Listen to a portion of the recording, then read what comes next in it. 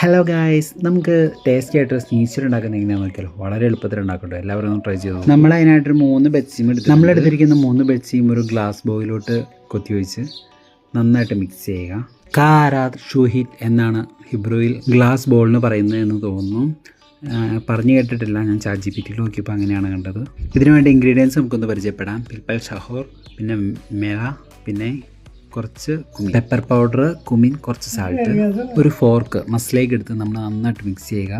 ഫോർക്കിന് പറയുന്നത് മസ്ലേഗ്, സ്പൂണിന് പറയുന്നത് കഫ് എന്നാണ് ഇപ്രൂവിൽ. ഇത്രയും റെഡിയാക്കി വെച്ചിട്ട് നമുക്ക് അതിൻ്റെ പൗഡർ റെഡിയാക്കി എടുക്കാം. പൗഡർ റെഡിയാക്കി എടുക്കാനായിട്ട് നമ്മൾ എടുത്തിരിക്കുന്നത് ബ്രെഡ് ക്രബ്സ്, ബ്രെഡ് പൊടി, പിന്നെ നമ്മൾ അതിനകത്തിട്ടിരിക്കുന്ന പോലെ തന്നെ കുമിൻ, കുറച്ച് പെപ്പർ പൗഡർ, കുറച്ച് മേള.